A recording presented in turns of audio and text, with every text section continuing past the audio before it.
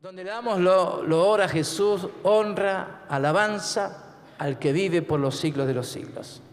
Entonces toda la semana es grata. El día lunes es un día de victoria. Es un día de victoria.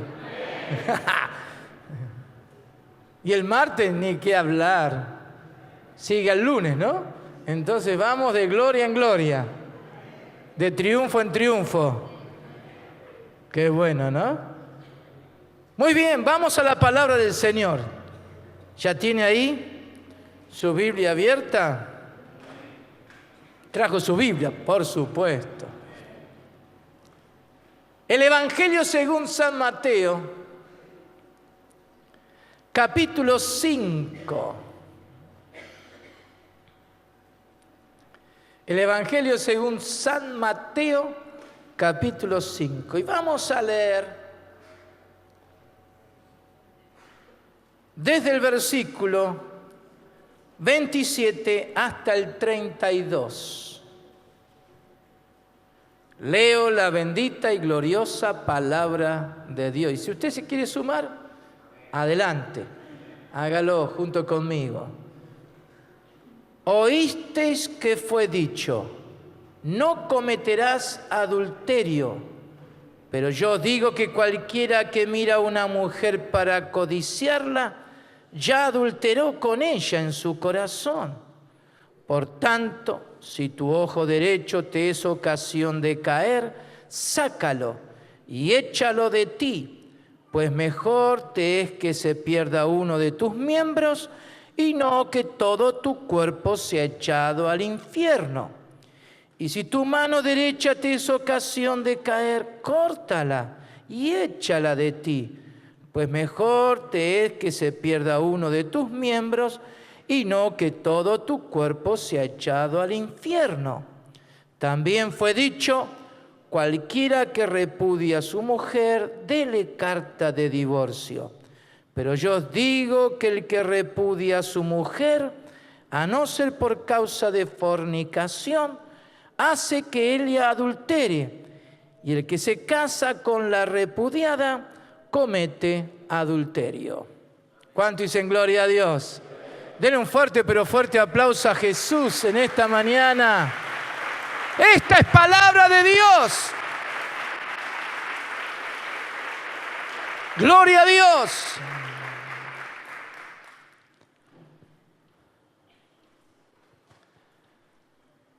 Estamos en el Sermón del Monte. Para ubicarnos nuevamente, Jesús comenzó su ministerio predicando y anunciando el reino de los cielos. Y comenzó Jesús a hablar, enseñar, predicar. Y muchas sanidades, milagros se produjeron y de muchas partes la gente corrió a donde estaba Él. Por eso cuando entramos en el capítulo 5 sabemos que había una multitud esperándole. ¿Pero qué hizo Jesús? Subió al monte con sus discípulos y a sus discípulos les enseñó. Cualquiera podría haber dicho, pero Señor, la multitud te espera. Pero justamente por causa del pueblo, de la gente, Jesús entendió que era importante tratar con sus discípulos, hablarles, ministrarles, enseñarles. Y justamente el Sermón del Monte es el Evangelio sintetizado ahí en 3 capítulos que tenemos nosotros, el Evangelio del Reino. Porque ese es el tema de Mateo en todo el Evangelio del Reino de Dios. Y por eso Jesús comenzó a hablarles y a enseñarles cosas muy puntuales. Y Él quería que sus discípulos entendieran su lenguaje y captaran lo que Él quería decirles y no quedarse con lo que parecía que les estaba diciendo. Por eso, en todo lo que hemos podido apreciar, acá hallamos 2 temas fuertes Y uno podría quedarse con la idea de que Jesús estaba hablando de ese punto, pero no es así. Hay algo mucho más profundo. ¿Por qué? Porque todo lo que Jesús hablaba tenía que ver con leyes. Por eso reino, el evangelio del reino, donde está Dios y Dios opera sobre base de leyes. Así también el mundo, pero son distintas las leyes del hombre natural de las leyes de Dios. Pero cuando Jesús dijo que Él vino a traer el reino, es que estaba estableciendo leyes espirituales. Las leyes que operan arriba en el cielo, aquí ahora en la tierra. Entonces, esta primera imagen simplemente para introducirnos. Y en esta introducción vamos a ver algunos aspectos que creo que van a ser muy buenas para que todos lo entendamos. Hablar de leyes, y especialmente con el tema del Evangelio del Reino, es que nos habla de la salvación, lo que es la salvación. Somos salvos por gracia, mediante la fe. Entonces, la salvación es vivir libre de las leyes de pecado que operan en el hombre natural. Eso es, resumido, la expresión de lo que queremos compartir en este día. Entonces, las leyes del reino están establecidas en la salvación. La salvación no es otra cosa que una ley de vida. Entonces la salvación es lo que nos permite vivir de una manera muy distinta a aquellos que todavía no han experimentado la salvación. Entonces, salvación es vivir libre de las leyes de pecado. ¿Por qué? Porque el pecado también responde a leyes. Y eso está bien explicado y declarado en las Escrituras, la ley del pecado y de la muerte, pero que abarca una variedad de formas. Entonces, leyes de pecado que operan en el hombre natural, porque esa es la condición del hombre. El hombre, cuando pecó, a partir de ese momento, no de ninguna manera siguió haciendo lo que él quería, todo lo contrario. La ley de pecado gobernó y dominó la vida de los hombres. Las imágenes que vamos a ver, porque también el mundo, las naciones, los países, se rigen por leyes. Entonces, algo muy sencillo que lo podemos graficar en esta imagen.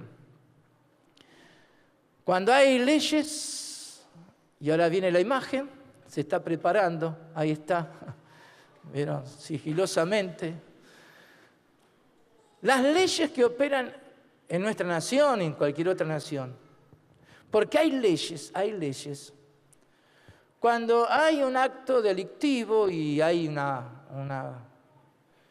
algo grave, una acusación, donde se abre una causa.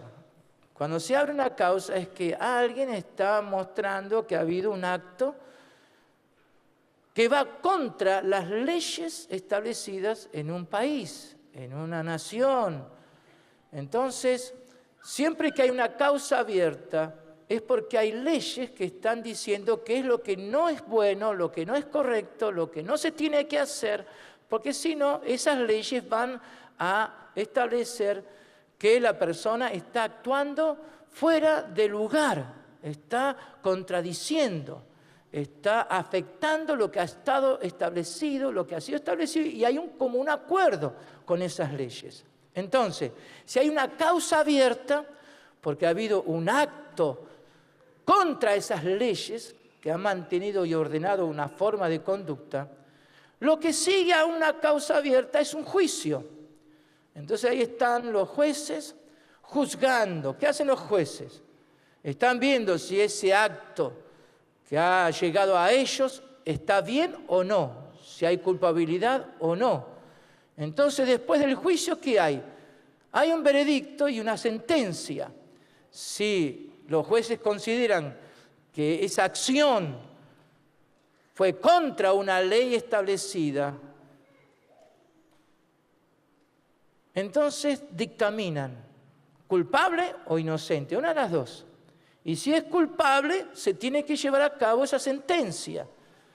Y si hay una sentencia, entonces significa que la persona no puede evitar, como un caso como lo estamos mostrando ahí, que termine en la cárcel. ¿Por qué termina en la cárcel? Y porque se ha contrariado, se ha afectado, se ha ido en contra de una ley establecida, que si alguien hace algo semejante, entonces va a terminar en la cárcel o cualquier otra manera de juicio o de sentencia. ¿Estamos de acuerdo? Entonces, siempre que se abre una causa, hay una carátula. Entonces ahí se dice por qué es lo que se está juzgando. Y cuando ya se termina y hay una sentencia y se lleva a cabo, entonces hay una leyenda que se pone, cosa juzgada. Cosa juzgada. ¿Qué significa eso? Que esa causa ya no se puede abrir más. Una vez que hubo sentencia y se llevó a cabo, cosa juzgada. Y eso significa que si la persona es culpable, ya no puede hacer nada para evitarlo. Ya es culpable y va a tener que pagar conforme a lo que se decretó jurídicamente a través de las personas competentes en la materia. ¿Estamos de acuerdo? Entonces, causa, juicio, veredicto y sentencia y cosa juzgada. Si se comienza, se termina. No se puede quedar ahí. Depende, ¿no? A veces hay cosas que se estiran y pasa tiempo, pero toda causa abierta se tiene que cerrar. ¿Bien? Estamos de acuerdo, es algo sencillo, estoy mostrando algo que es entendible. ¿Por qué presento esto? Y porque la clave está en las leyes. Si hay buenas leyes, entonces va a haber equilibrio, va a buscarse que las cosas vayan normalmente, que se viva de una forma más ordenada. Les presento entonces ahora esta otra imagen para que podamos ir entendiendo lo que la Biblia nos enseña. ¿Qué es lo que tenemos aquí en esta imagen? Algo semejante a lo que vimos recién, pero de parte de Dios, por causa del pecado del hombre natural, haber pecado contra Dios, hay una causa abierta, porque Dios había establecido que quien hacía lo que Él decía que no había que hacer, eso significaba pecado. Entonces la ley de pecado y de muerte, que fue establecida desde el comienzo con Adán y Eva. Por eso pasó todo lo que pasó en el principio, pero hasta Moisés. No había una ley que pudiera ser utilizada para juzgar ese pecado del hombre. Ya el pecado y la muerte era resultado de la desobediencia del hombre que afectó a toda la humanidad. Pero faltaba una ley. Entonces Dios no pudo recurrir a una ley humana, porque si los humanos son imperfectos, bajo condenación, entonces Dios dio la ley santa, como le decimos nosotros. Ley santa, ¿por qué? Porque justamente, usted lo puede ver en Romanos 7, que dice que la ley mosaica, los 10 mandamientos, es una ley santa y el mandamiento justo y bueno. ¿Por qué? Porque era la manera de poder evidenciarse y demostrarse que el pecado merecía juicio. Entonces, gracias a la ley que fue dada a través de Moisés, esa causa entonces pudo ser juzgada. Ahora, si Dios hubiera simplemente juzgado el pecado de los hombres así nomás, ya desde el comienzo no hubiera quedado nadie viviendo sobre la tierra. Pero como Dios es un Dios eterno, maravilloso, misericordioso, Él buscó la manera de evitar que todos los hombres perecieran y desaparecieran de la faz de la tierra. ¿Qué hizo Dios? Ya desde el Génesis, ya anunció que Él iba a enviar a alguien. Y ese tan esperado, el Cordero de Dios, ¿para qué? Para que sobre Él Dios juzgara el pecado de todos los hombres. Ahora, juzgar al hombre porque si nomás ya era más que suficiente y era justo. Pero la falta no se puede medir en base al que ofende, sino al ofendido. Entonces, ¿quién fue aquel que fue afectado por el pecado del hombre? Dios. Entonces el pecado llegó a un nivel de eternidad. Ahora, ¿quién puede cubrir y suplir esa demanda de justicia de parte de Dios? Por eso Dios mismo se ofrendó en el Hijo. ¿Por qué? Porque el sacrificio del Hijo iba a abarcar la eternidad misma. Entonces Dios al Hijo le dio en un momento dado, porque era sin pecado el Hijo, pero en un momento dado, allí en el monte de Getsemaní, le dio la copa amarga, el pecado de todos los hombres. Y por eso la palabra dice que Jesús fue hecho hombre. ¿Por qué? Porque Él tomó esa copa amarga, el pecado de toda la humanidad fue sobre Él. Y la expresión de Pablo, Él fue hecho pecado, su cuerpo, no su alma ni su espíritu, su cuerpo fue hecho pecado. Y por eso Jesús fue a la cruz. Ahí fue el juicio divino. Y el juicio fue fuerte sobre Él. ¿Por qué? Porque Dios, con su ira, cayó sobre Jesús, fue herido de muerte y por eso el cuerpo de Jesús murió y fue sepultado. ¿Por qué? Porque hubo un veredicto y una sentencia que el pecado es para muerte. Donde hay pecado, hay muerte. Y Jesús murió. Y por eso en la cruz del Calvario, Jesús dijo, consumado es. Cosa juzgada. No se puede abrir más ese juicio. Ya esa causa que fue abierta ya está terminada, cerrada. Para eso es una buena noticia. Porque Dios, el pecado del hombre ya fue juzgado una vez y para siempre. No hay 2 veces, no hay 3 veces. No se puede volver a abrir esa causa. Porque ya hubo juicio, un veredicto, una sentencia, una condenación. Y se llevó a cabo en la persona del Hijo. Gloria a Dios. Gloria a Dios. Ahora, ¿cuál es el resultado de eso? En la resurrección, la palabra dice que aquel que cree ya no es condenado. Ya no es condenado, ya no hay condenación. Por el pecado, déjeme decirlo de esta manera, original. Y le respondo a la pregunta seguro que tiene. ¿Y por qué el infierno? Por no creer. El que cree será salvo. El que no cree ya está condenado. ¿Por qué? Porque no cree en la justicia de Dios. Entonces, cosa juzgada, este consumado es de Jesús. Es que Dios hizo justicia. Porque Dios dijo, el alma que pecare morirá. Y Jesús fue el sustituto. Jesús fue el que se interpuso ahí entre la ira de Dios con los hombres y Él mismo sufrió el juicio divino. Dios fue justo, hubo un justo juicio. ¿Cuántos dicen gloria a Dios por eso? Ese es el Evangelio, es el Evangelio. Entonces la ley no fue dada para justificar y hacer salvo a nadie, sino que fue para juzgar el pecado. Por eso, vuelvo a repetir lo que dijimos.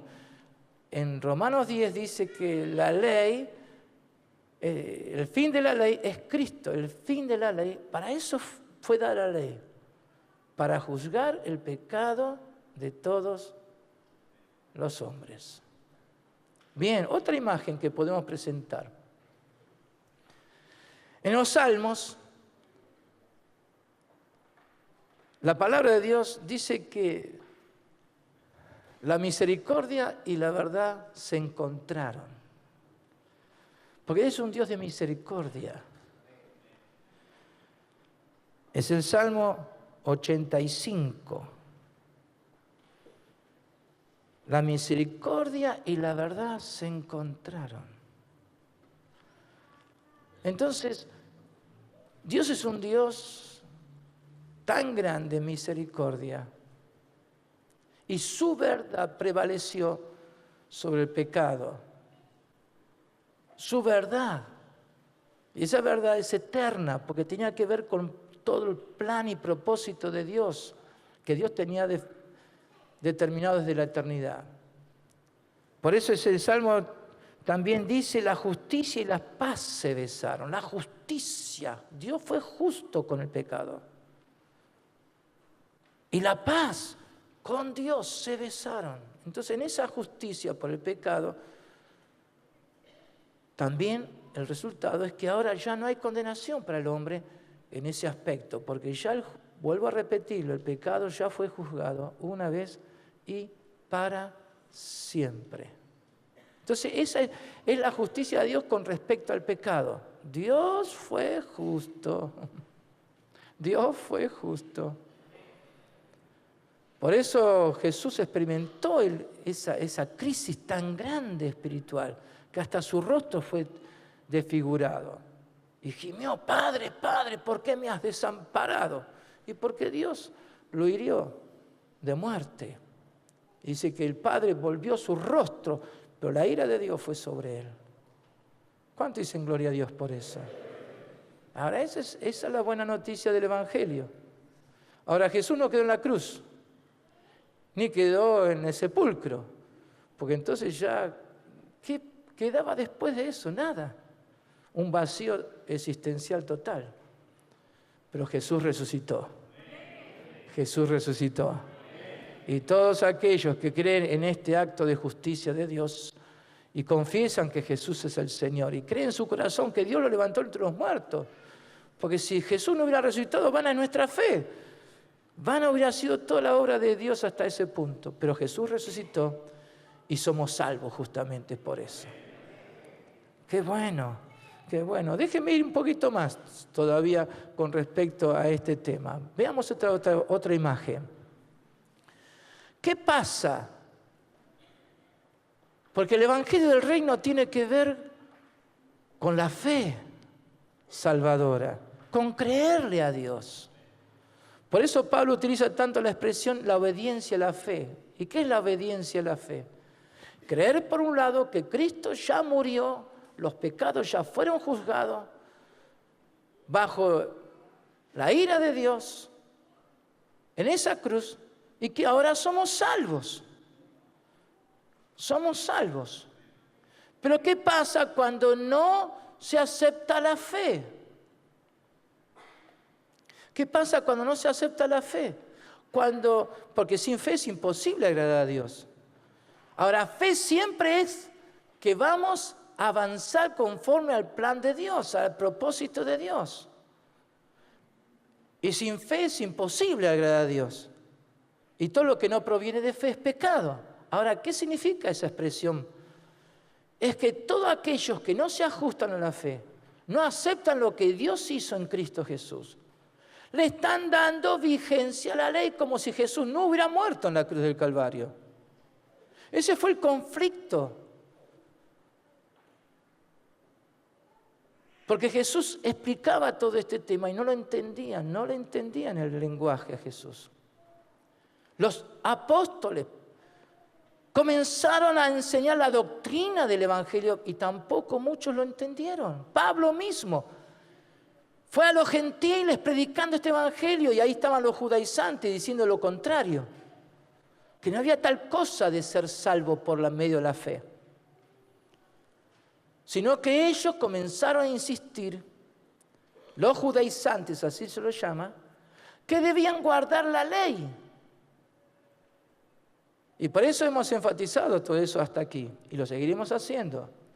¿Cuál es el problema de aquellos que no entienden el propósito de la ley? Que en un sentido le están dando nuevamente vigencia a la ley. Ese fue el pecado de los judíos, hacer de la ley una ley de justicia propia. Hacer de esa ley una ley de justicia propia, para tratar de justificarse a sí mismos.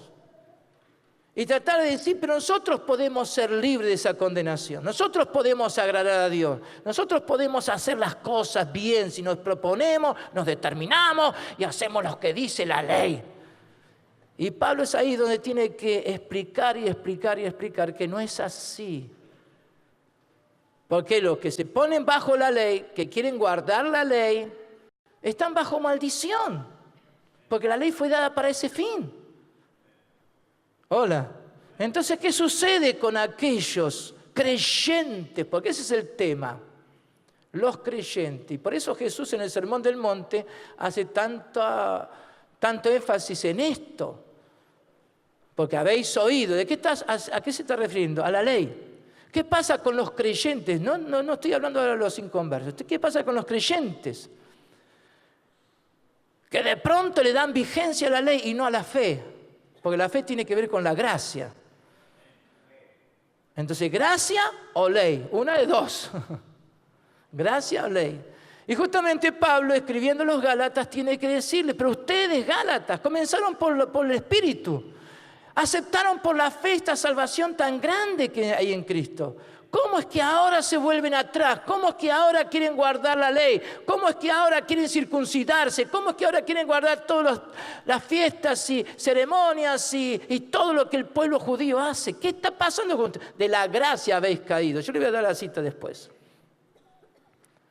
¿Qué pasa con los creyentes que de pronto intentan a través de sí mismos, de su fuerza de voluntad, de proponérselo porque ahora voy a hacer las cosas bien? No es por fe. Por eso muchos se frustran en la vida cristiana, porque se han equivocado con la doctrina. Han aceptado una doctrina que no es la doctrina del Evangelio del Reino. Por eso hemos dicho que nosotros provenimos de una cultura religiosa que tiene la base de la ley. El hacer las obras para lograr llegar a ser. El hacer para hacer. Y eso es ley. Pero no es la ley del Espíritu de vida, porque el Espíritu de vida nos declara justos. Y porque somos justos, hacemos las obras de justo. Por eso es justo ser justo. Gloria a Dios. Ahora, ¿qué pasa con un creyente que comenzó por la fe, comenzó bien, que de pronto acepta la ley? Y entonces ahí es donde caen en el tema del enojo. Ya lo hemos visto el domingo pasado. ¿Y por qué Jesús cuando habló del enojo dijo, yo os digo? ¿Por qué? Porque para Dios todo lo que significa ley es muy serio y muy profundo. Por eso Jesús dijo, oíste que fue dicho a los antiguos, no matarás. Pero yo os digo que cualquiera que se enoje, no es solamente matar.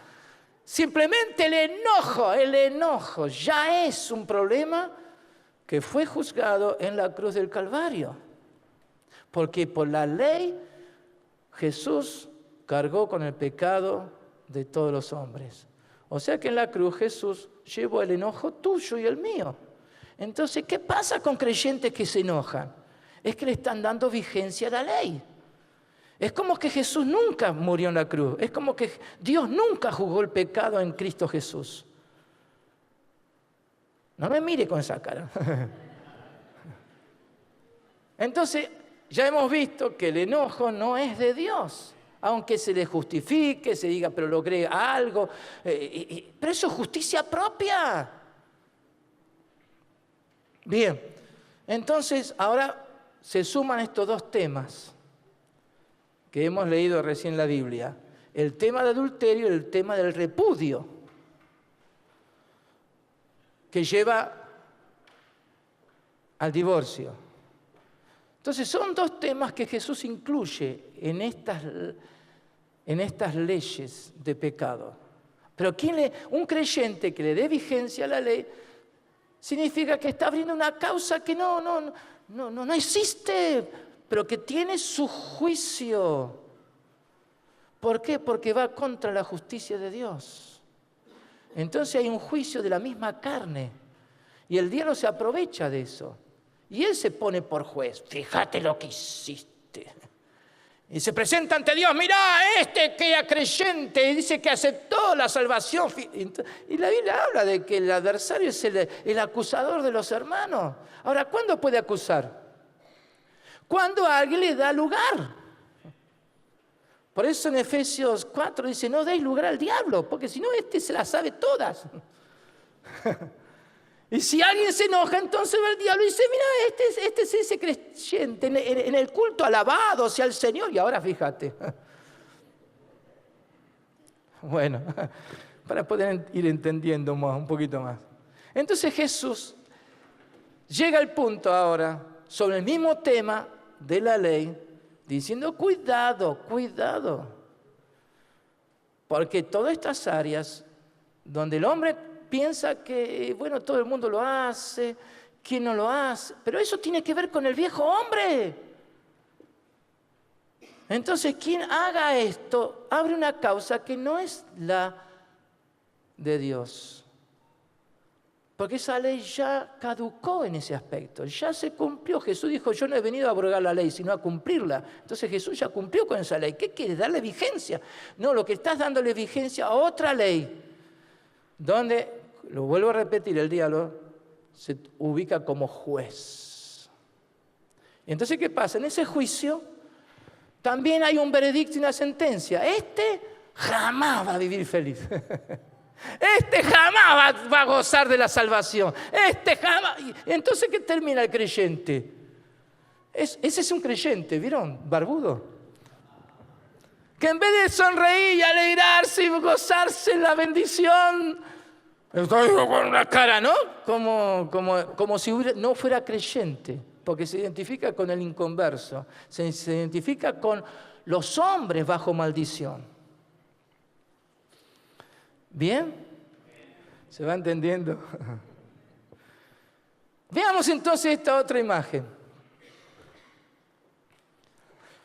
Porque cuando Jesús comenzó el Sermón del Monte, ¿a quién le habló? A los creyentes ahora, a los salvos, los que habían aceptado esta salvación tan grande, los que habían declarado que Jesús es el Señor y que Dios lo levantó entre los muertos. Entonces dice, ¡oh! Y el Señor comienza el Sermón del Monte, que es la doctrina del reino de Dios. Es el evangelio del reino. Entonces Jesús dijo, ¡hey, ustedes! Son bienaventurados, ¿sabían? Son bienaventurados, son bienaventurados. ¿Y cuánto hay en los primeros versículos del sermón? ¡Oh! El corazón estalla, escuchando la afirmación que hace Jesús de los que son salvos. ¿Cuántos son salvos? Entonces somos bienaventurados. Somos bienaventurados. ¡Qué bueno! Más que felices, más que dichosos, mucho más. Es una palabra que no se puede describir el alcance que tiene, porque tiene que ver con la naturaleza de Dios, tiene que ver con la gracia de Dios, tiene que ver con la vida de Dios, tiene que ver con el Espíritu del Hijo en nosotros. Bienaventurados, bienaventurados, bienaventurados sois. Ahora, no solamente quedó Jesús ahí diciendo bienaventurados sois, sino dijo, ustedes sepan algo, que ahora tiene una nueva identidad, pero también tiene una tarea. Como el pecado afectó el mundo, la tierra, ahora ustedes son la sal de la tierra. Señor, qué mal que anda la cosa, ¿eh? Me parece que falla. No. Porque esa palabra de ser sal también tiene que ver con salario. Entonces la realidad humana es que no alcanza la plata. No alcanza el sacrificio, no el esfuerzo. Pasan los años y toda la vida invertida en algo y de pronto, ¿para qué? Bueno, ahora como somos bienaventurados, no dependemos de las cosas materiales. Si hay, no hay, eso no cambia una realidad. Somos vencedores. Somos sal de la tierra. Donde estamos nosotros y somos plantados, es que damos buenos frutos, porque somos la buena semilla del reino y por lo tanto damos fruto a 30, 60 y 100 por uno. ¡Qué poder de vida! Tremendo, ¿no? Bueno, sigo porque si no me quedo acá, es que me gusta mucho. Jesús dijo, pero también son luz de la gente, son luz del mundo. ¡Ey! ¿Para qué? ¿Para iluminar? Donde hay oscuridad, ahí aparecemos nosotros. Y nuestra presencia ya ilumina. Elimina la oscuridad, porque donde hay oscuridad es porque no hay luz, pero donde aparece la luz ya no hay más oscuridad. Es así, sencillo, ¿no? Entonces Dios dice, ustedes son luz. Entonces hasta aquí vamos re bien. Pero Jesús dijo, pero cuidado, sabiendo el corazón del hombre, sabiendo la inclinación del hombre por buscar otro camino, pero cuidado con la ley. ¿Por qué? Porque ese fue el pecado de Israel. Se aferraron a una ley de justicia propia que desconocieron a Jesús. No entendieron su lenguaje. Entonces, 3 aspectos fuimos viendo. El primero, cuidado con aquellos que enseñan a guardar la ley. Y piensan que en la ley van a encontrar una ley de justicia propia. Cuidado, porque estos cuando enseñan no se dan cuenta que a través de la ley viene el enojo. Porque esas son las obras de la carne. Donde hay ley, hay obras de la carne. Entonces viene el enojo, ahí lo que sale de la boca, llamando al hermano, porque está hablando de los creyentes, llamando al hermano, ¿qué cosa? Necio, fatuo. Y cuidado, porque eso estás en el filo. Porque vas a identificarte con aquellos que van a estar en un infierno de fuego. ¡Ey! Entonces es delicado el tema. Y ahí no quedó Jesús, sino que ahora viene con el tema del adulterio y el repudio. Entonces, un cristiano que de pronto le da lugar al viejo hombre, bajo la ley, condenación, siendo que es nuevo hombre. ¿Y cómo puede ser que esté en el área, en el lugar de luz, como nuevo hombre, y esté en cárcel, en una cárcel? Entonces, nuevo hombre, yo le había puesto con un signo de interrogación. Nuevo hombre. ¿Cuál es el problema? Que tiene certeza de ser hijo de Dios, pero tiene un corazón dividido. Y ese corazón dividido, porque se aferra a una ley de justicia propia, hace que por un lado sea salvo, de este lado, ¿vieron? Sea salvo, sea creyente, venga a la iglesia, pero como tiene un corazón dividido, se identifica como si no hubiera habido un justo juicio de Dios. Como si la ley todavía estuviera vigente y no se aplicó a Jesús.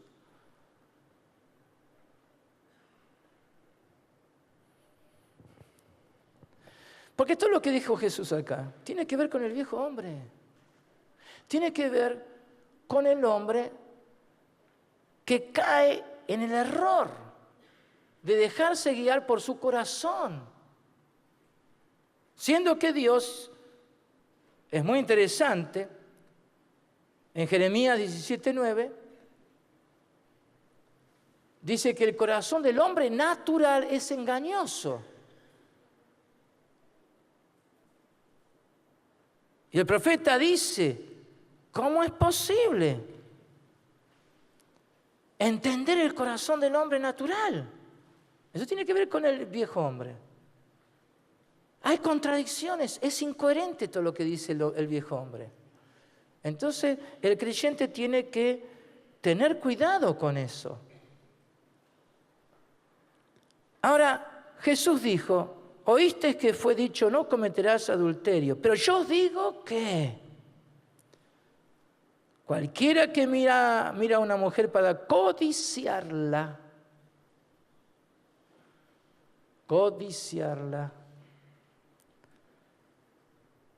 ya adulteró con ella en su corazón. Es muy interesante que Pablo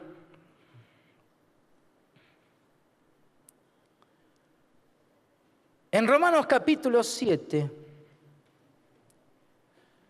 habla de la codicia, porque es resultado de la ley. Pero déjenme primero mencionarlo esto del corazón dividido. Si usted va a Romanos 7 también, para seguir el orden, en Romanos 7, ¿acaso ignoráis, hermanos? Dice, pues hablo con los que conocen la ley, que la ley se enseñorea del hombre entre tanto que éste vive. Porque la mujer casada está sujeta por la ley al marido mientras éste vive, pero si el marido, entonces tiene que hacer una alegoría. Pero si el marido muere, ella queda libre de la ley del marido. Así que si en vida del marido se uniera a otro varón, será llamada adúltera. Bueno, eso es una realidad en el mundo. Pero si su marido muriere, es libre de esa ley, de tal manera que si se uniera a otro marido, no será adúltera. Así también vosotros, hermanos míos, aquí viene cómo Pablo aplica este hecho. Así también vosotros, hermanos míos, habéis muerto a la ley. Habéis muerto a la ley. ¿Habéis muerto? A la ley. Mediante el cuerpo de Cristo. ¿Para qué? ¿Para qué hemos muerto hace más de 2000 años en el cuerpo de Cristo? ¿Para qué? Para que seáis de otros. ¿De quién? Del que resucitó de los muertos. A fin de que llevemos fruto para Dios. Porque mientras estábamos en la carne, las pasiones pecaminosas que eran por la ley, las pasiones pecaminosas que eran por la ley, ¿qué pasaba? Obraban en nuestros miembros llevando fruto para muerte.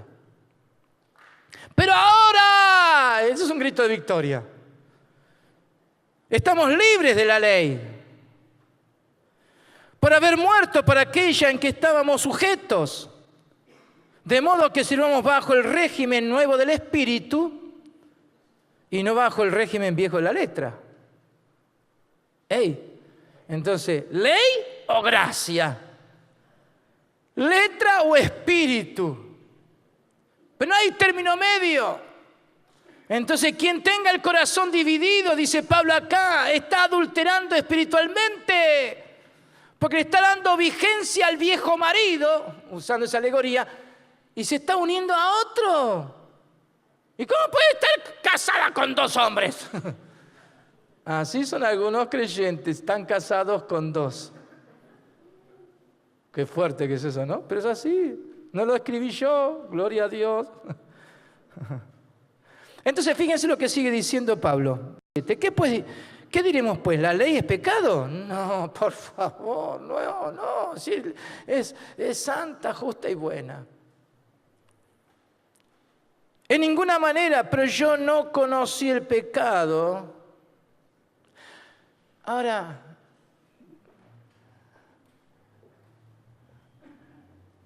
¿cómo es esto, Pablo? Porque está hablando como creyente. Cuando él aceptó a Jesús, déjeme relatarle rápido 2 palabras. Cuando él se encontró con Jesús en el camino, hasta ese momento era un religioso aferrado a su ley de justicia propia.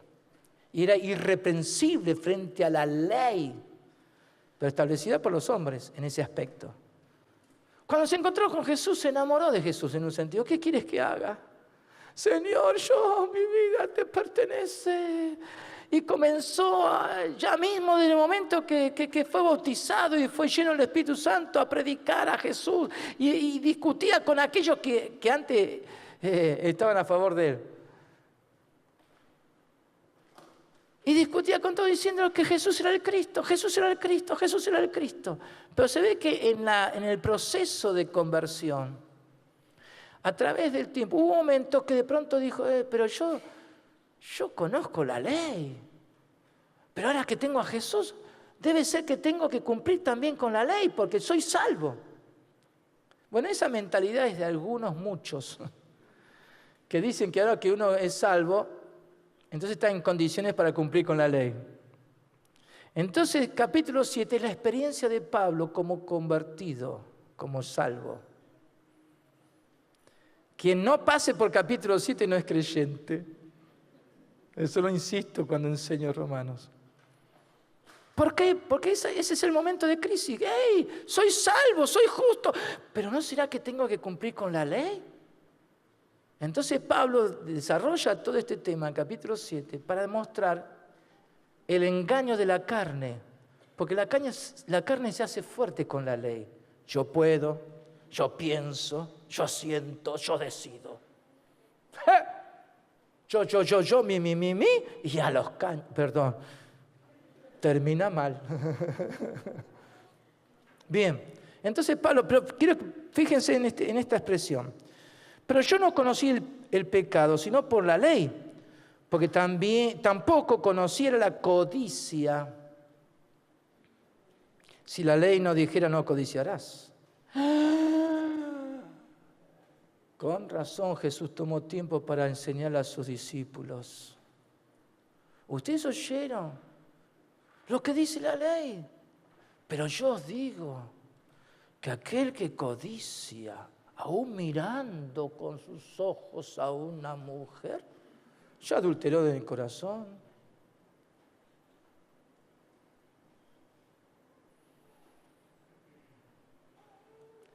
La codicia surge justamente de vivir bajo la ley.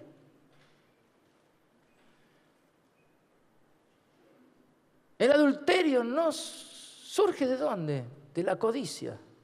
Y la codicia de los religiosos, de los que piensan bien. Pero ¿qué pasa? Tiene un problema de doctrina.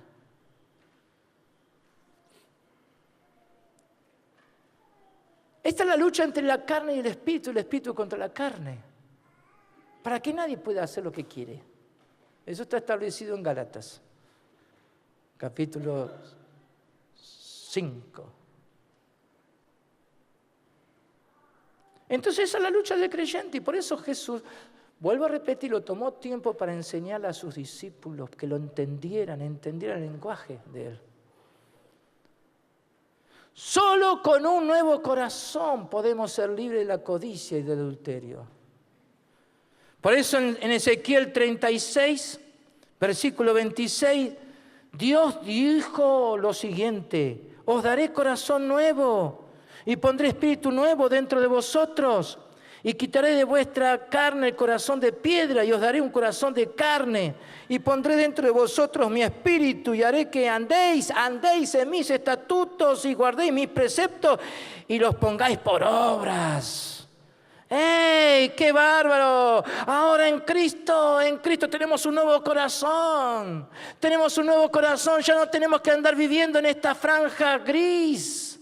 Tenemos un nuevo corazón como nuevo hombre para andar conforme a la voluntad de Dios. ¿Por qué? Porque Dios nos dio un corazón conforme al corazón de Dios. Y Dios es santo y es justo. Denle un fuerte aplauso a Jesús por esa verdad.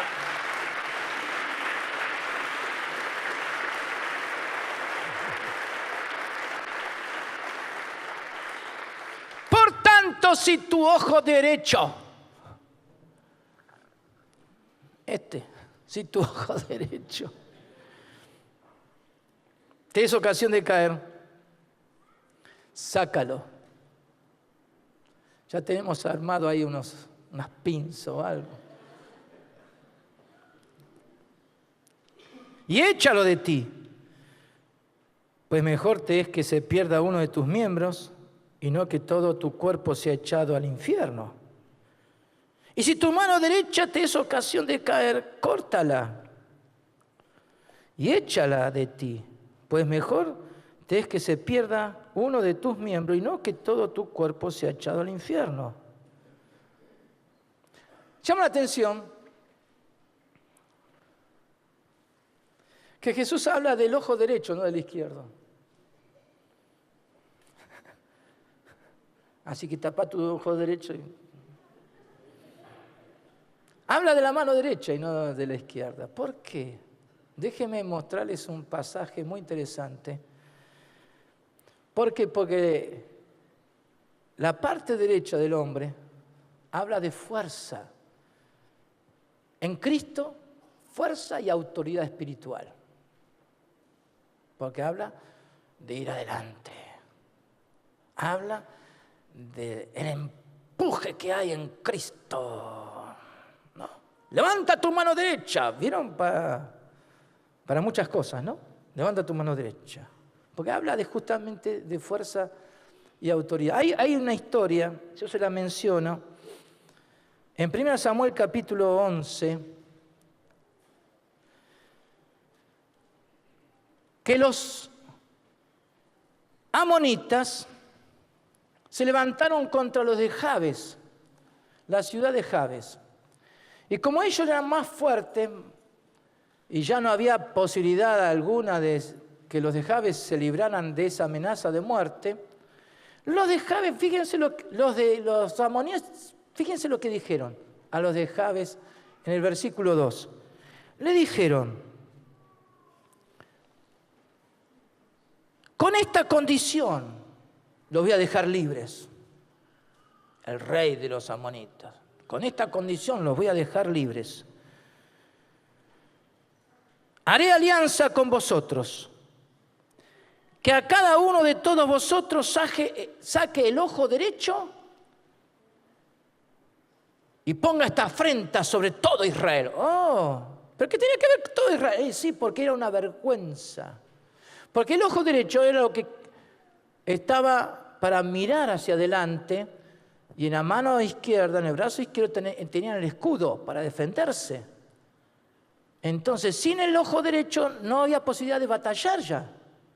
No había forma de pelear, de ir contra el enemigo.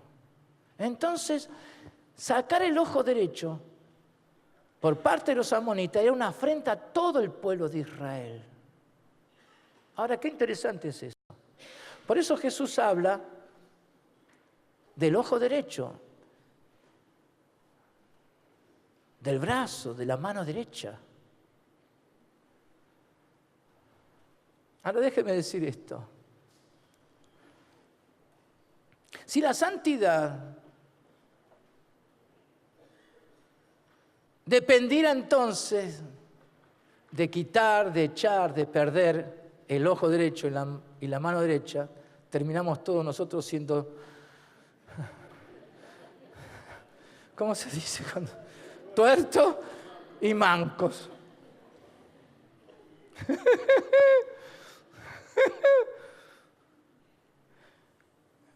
Hasta un tuerto sigue pecando. Entonces no tiene que ver con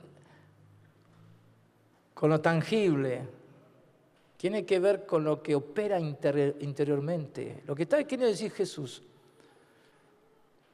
que la carne siempre se hace fuerte. El viejo hombre siempre quiere intervenir en la vida de los creyentes, haciéndose fuerte y gobernando, dominando. Entonces lo que Jesús está hablando es de doctrina. Si alguien insiste sobre esta doctrina de guardar la ley y vivir conforme a los mandamientos, intentando desarrollar una justicia propia para justificarse delante de Dios diciendo, bueno, yo soy así, ¿qué voy a hacer? Ya vengo así de familia. Yo voy a intentar, y si alguien insiste sobre eso, lo que está haciendo es perder fuerza. Es perder autoridad espiritual. Hola. Por eso vuelvo a repetir lo que Pablo le dice a los Gálatas. En Gálatas capítulo 5, versículo 4. De Cristo os desligasteis. ¿Por qué? Porque esas iglesias locales, y no eran pocas, habían aceptado toda esta doctrina de los judaizantes. Entonces Pablo tiene que decirle, de Cristo os desligasteis. los que por la ley os justificáis, de la gracia habéis caído. ¡Ey! Está metido en la cárcel. Como si Jesús no hubiera muerto ya y te hubiera dado la vida en la resurrección para una vida plena. Entonces los gálatas estaban ahí metidos en una cárcel espiritual. ¿Por qué? Porque dejaron la gracia de lado. Es muy fuerte lo que Jesús le estaba enseñando a sus discípulos. Y hasta el día de hoy sigue todavía sus palabras no siendo entendidas por muchos, que enseñan lo que no tendrían que jamás enseñar. Hola. Ahora entonces, sacar, echar fuera, cortar es de fe.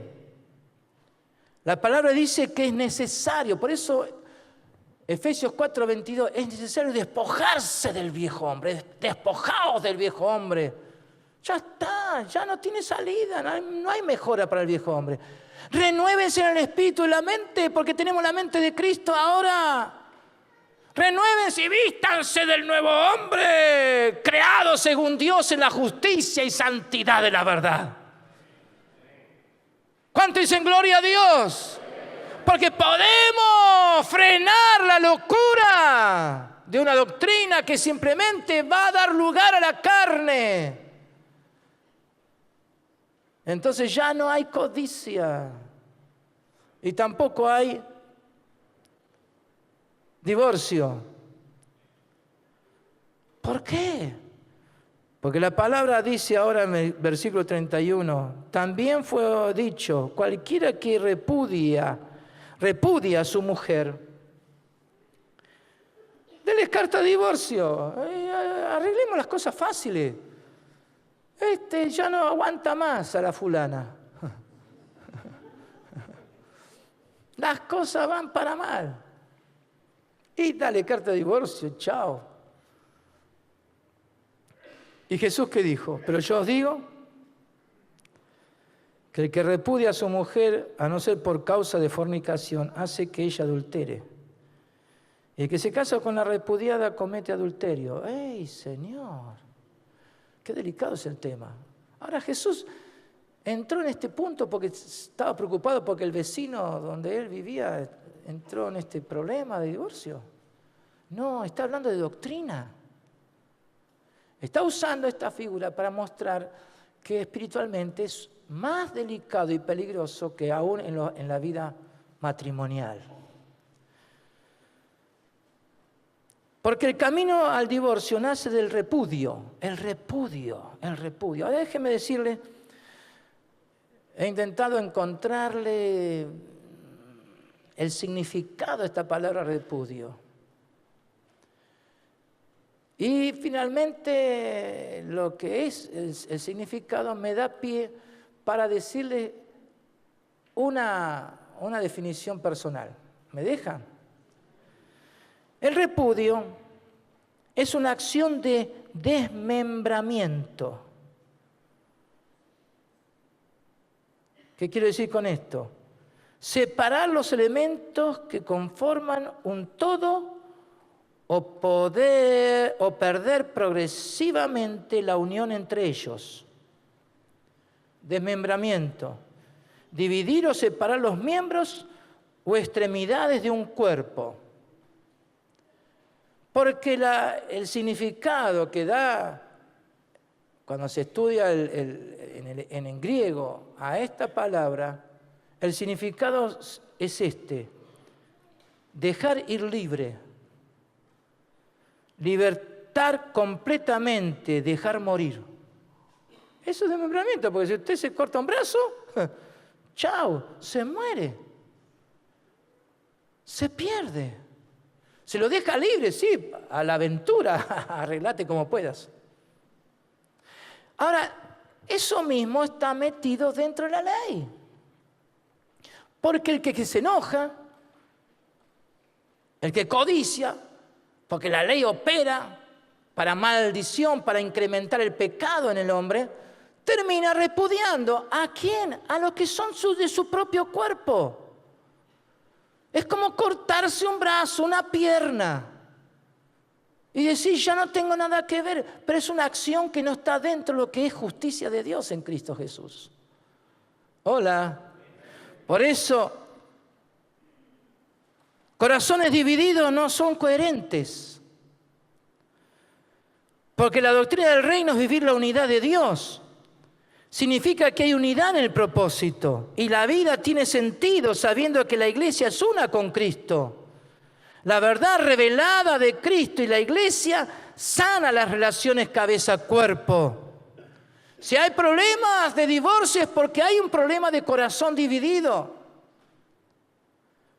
Entonces, ser uno en Cristo, ser uno, cabeza-cuerpo, marido, mujer.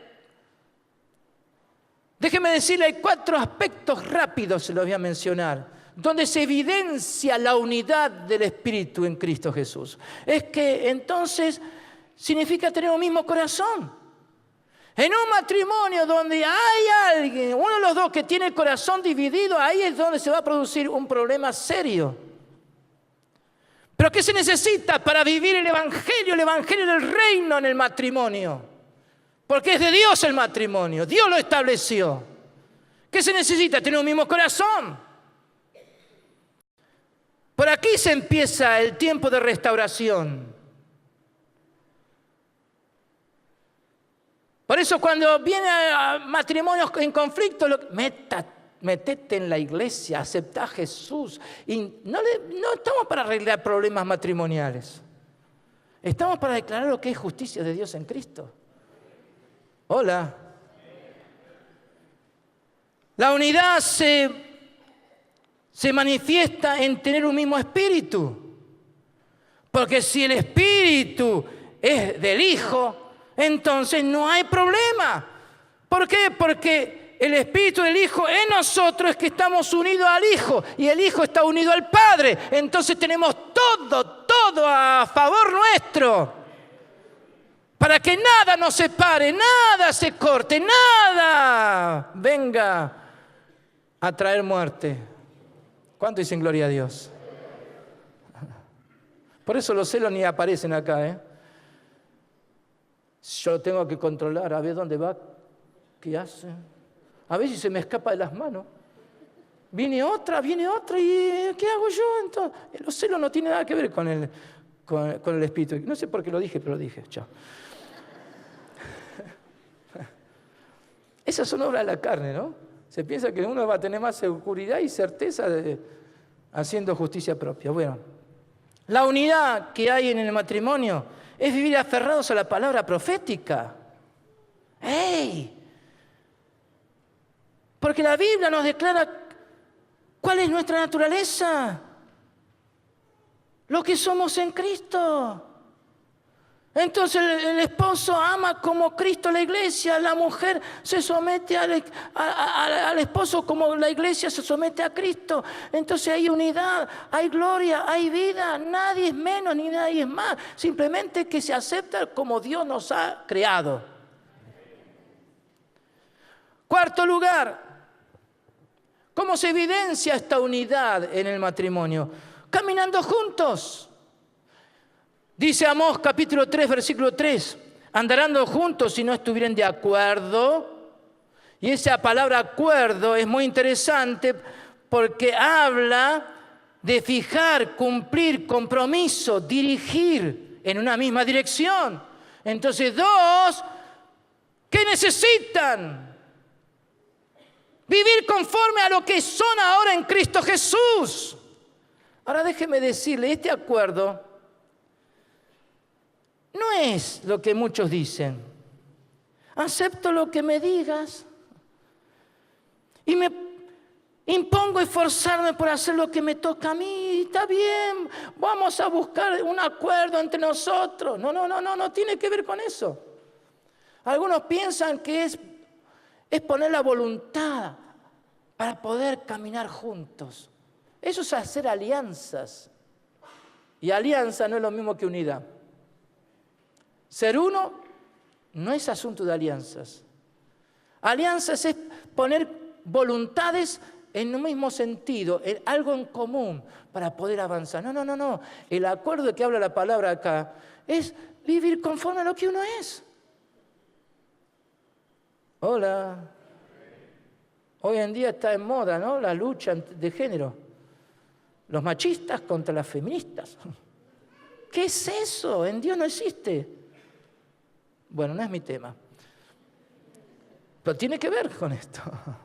Hola. Entonces, ¿por qué está en Efesios 5? Pablo habla del marido y la mujer. Porque está hablando del misterio. Dice, pero digo esto del misterio de Cristo y la iglesia.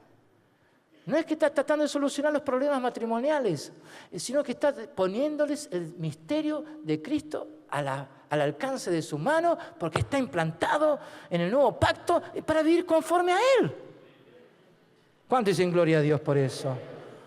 ¿Cuánto nos libra la salvación que hay en Cristo Jesús? Este es el Evangelio del Reino. ¿Cuánto dicen gloria a Dios? Entonces, dale un fuerte aplauso a Jesús por esto.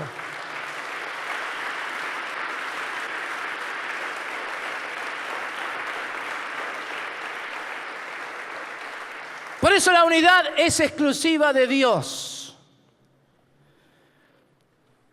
La unión del Padre y del Hijo es exclusivo de la naturaleza divina. Es exclusiva de la naturaleza divina. El Espíritu Santo la revela, la muestra. Y eso es lo que Dios quiere que tengamos. Cuando uno se une a otro cuerpo, ahí hay división. 2 visiones. Pero tenemos una sola visión, que es Cristo y la iglesia. Por eso lo que no proviene de fe, hermanos, lo que no proviene de fe, por más buena voluntad que se tenga, es pecado. Pero lo que es de fe es para la gloria de Dios. Y conforme a tu fe te sea hecho. Conforme a tu fe te sea hecho. Conforme a tu fe te sea hecho. Viví el Evangelio del Reino.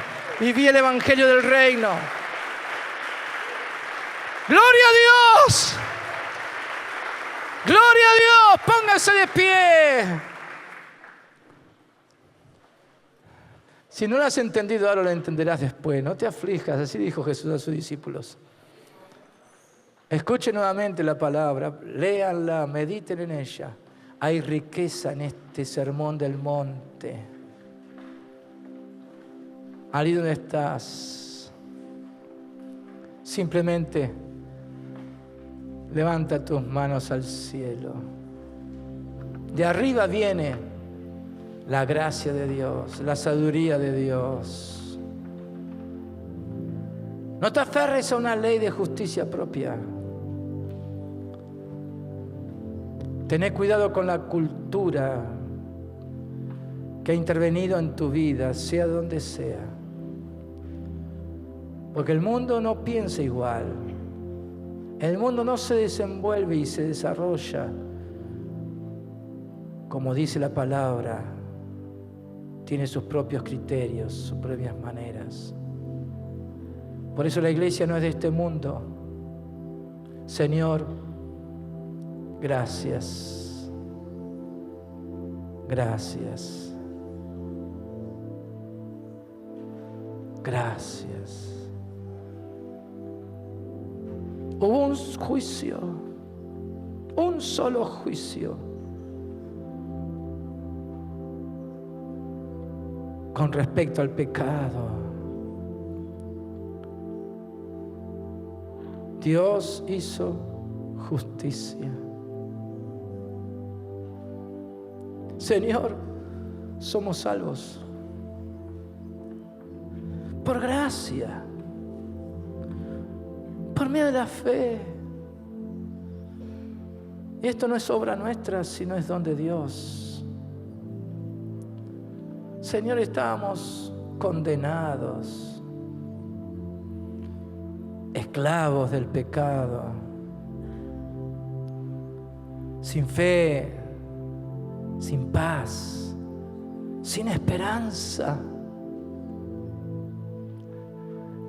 Pero vino la salvación. Somos salvos. Hemos sido hechos hijos de Dios. Fuimos redimidos, comprados a precio de sangre. Nuestros nombres están escritos en el libro de la vida. El cielo bajó a la tierra. El reino de Dios se ha acercado. Te tenemos a ti, Señor. Todo cambia. Todo se transforma. Porque tú haces todas las cosas nuevas.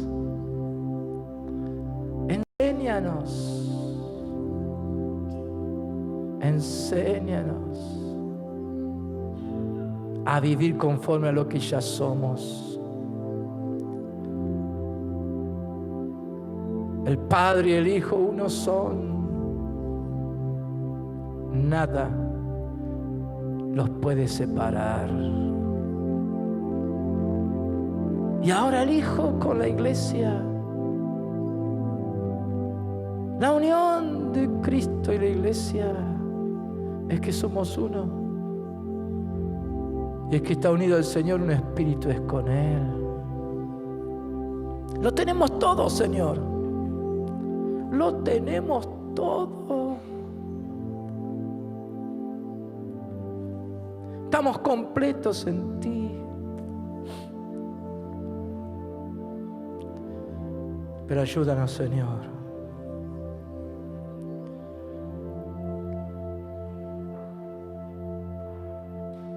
Que la carne del viejo hombre no se haga fuerte, ni domine, ni gobierne nuestros miembros. Ya hemos muerto el pecado. Nuestro viejo hombre ya fue crucificado una vez y para siempre en la cruz, para que no sirvamos más al pecado, ni presentemos nuestros miembros a la iniquidad. Ahora somos de Jesús. Ahora somos de Jesús. Nuestra identidad, Señor, es que somos de arriba. Somos del cielo. Nuestra patria es patria celestial. Nuestra nación es nación santa. Somos redimidos. Fuimos hechos reyes y sacerdotes para Dios el Padre. Señor, esta verdad de tu palabra conmueve nuestros corazones.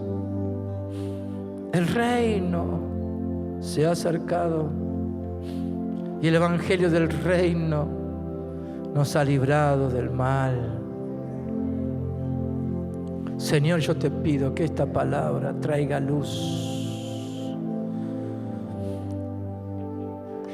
En descanso y en reposo somos salvos. En quietud y en confianza es nuestra fortaleza. Todo lo tenemos en ti. Tú guardarás en completa paz aquellos pensamientos que en ti perseveran. Sí, Señor. Sí, Señor. Gracias porque tú vienes a perdonar nuestros pecados.